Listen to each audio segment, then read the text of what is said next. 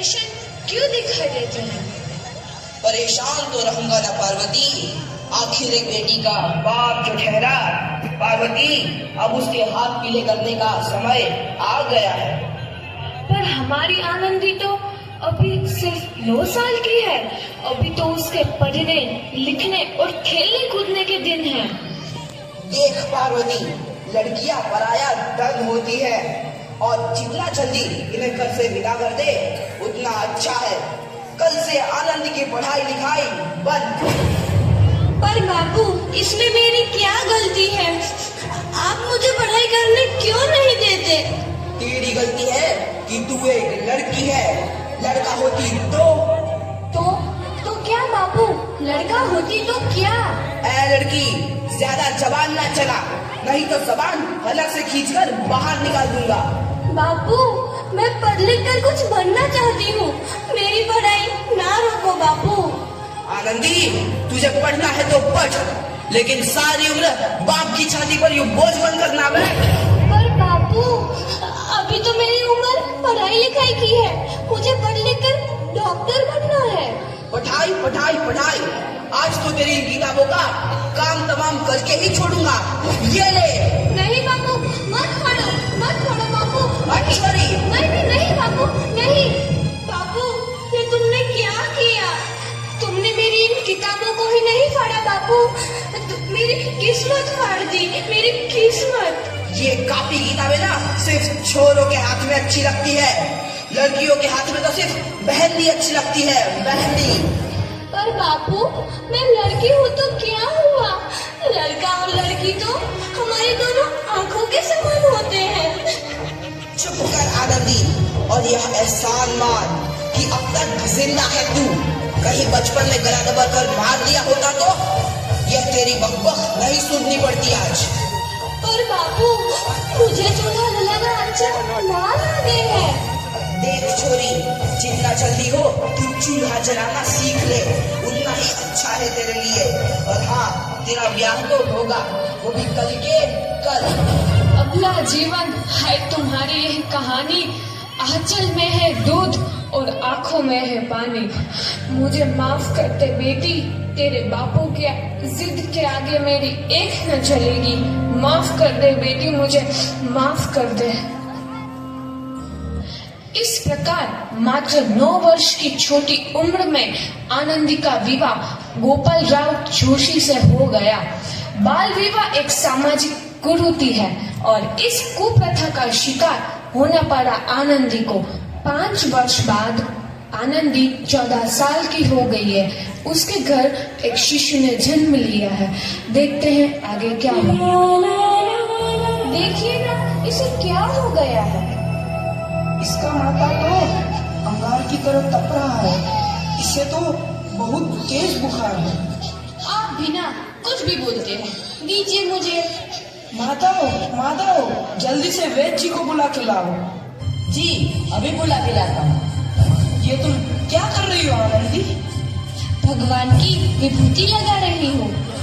बस करो आनंदी, ये सब अंधविश्वास है। अरे आप यकीन तो कीजिए, भगवान की कृपा से इसका माथा ठंडा हो रहा है और बुखार भी उतर गया है ना बाबू? देखिए, दीजिए मुझे। उठो बाबू, आंखें खोलो, तुम्हें तुम्हारी माँ बुला रही है। आंखें खोलो, देखिए ना इसे क्या हो गया है। आंखें भी नहीं खोल रहा। आंखें खोलो बेटा। आप चुप क्यों है? आंखें खोलो बेटा, आंखें खोलो।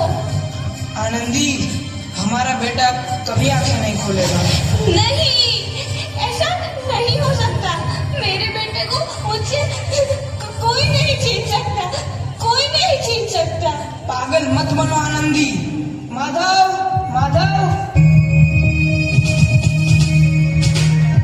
आनंदी, बंद करो ये पागलपन। भगवान ने मेरा बच्चा छीन लिया। भगवान ने नहीं, तुम्हारी अशिक्षा और अंधविश्वास ने तुम्हारा बच्चा छीना है। अगर तुम पढ़ी लिखी होती तो आज हमारा शिशु जीवित होता। तुम अनपढ़ थे आनंदी, अनपढ़। नहीं, अब मैं अनपढ़ नहीं रहूंगी। नहीं रहूंगी मैं अनपढ़, मैं पढ़ूंगी ताकि कल किसी और आनंदी को इलाज के अभाव में अपना बच्चा ना खोना पड़े। शाबाश आनंदी, और यही तुम्हारे अपराध के लिए प्रायश्चित भी है।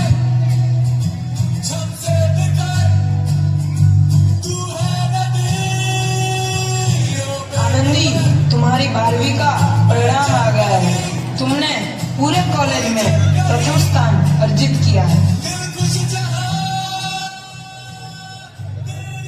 आनंदी, तुम्हारी मेहनत रंग लाई है। तुम्हें शिक्षा वृत्ति मिली है। ये लो तुम्हारे अमेरिका जाने की टिकट। मुझे शिक्षा वृत्ति मिल गई, मैं अमेरिका जा रही हूँ, पर ये सब मैं अकेले कैसे कर पाऊंगी? आनंदी, अपने आप को इतना कमजोर क्यों समझ रही हो? फिर इतना पढ़ने लिखने का क्या फायदा? तुम अभी गवार की गवार नहीं हूँ मैं अब गवार।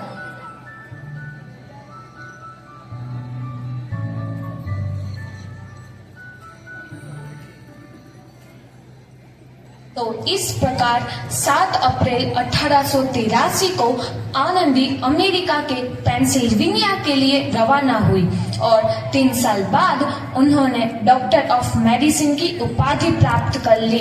इधर आनंदी के पिता की तबीयत बहुत खराब है। आगे क्या होता है देखते हैं।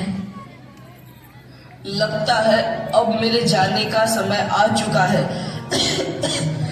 अब मैं नहीं बचूंगा। ऐसा मत बोलो। शहर के सिटी हॉस्पिटल में अमेरिका से डिग्री लेकर कोई बड़ा डॉक्टर आया है। एक बार वहाँ चलकर दिखा लेते हैं। हाँ, सही बोला भैया, कम से कम दिल को तसल्ली तो मिल जाएगी। हाँ हाँ, चलो चलो जल्दी हॉस्पिटल चलते हैं।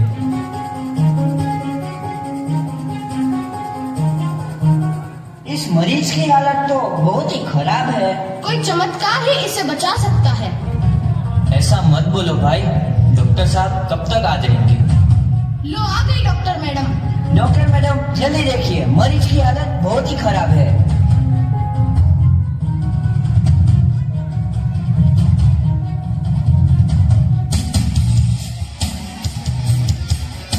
अब आप बिल्कुल ठीक हैं।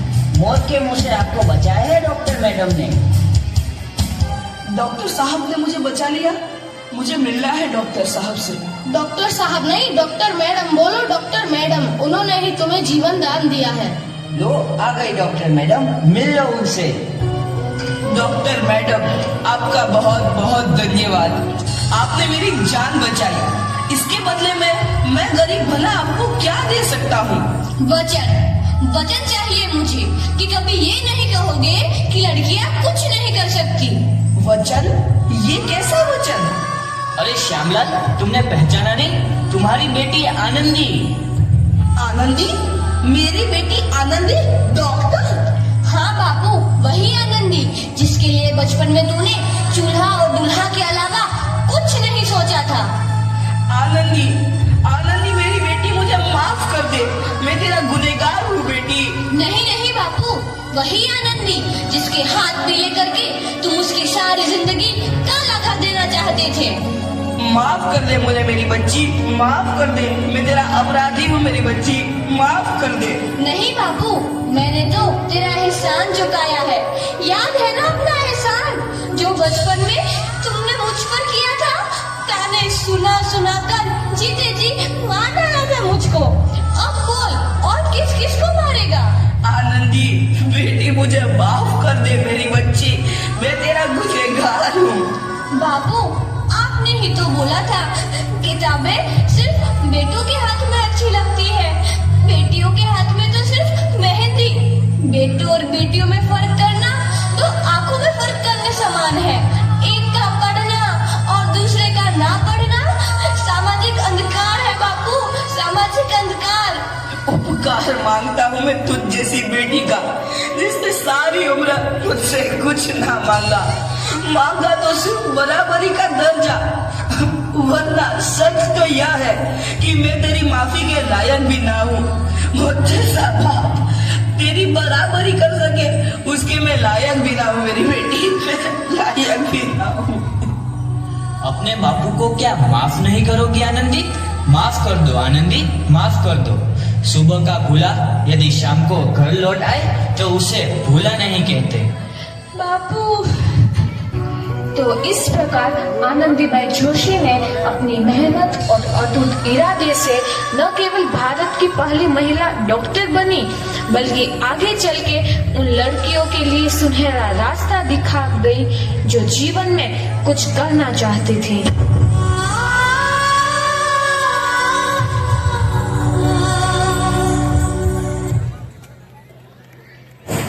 What a amazing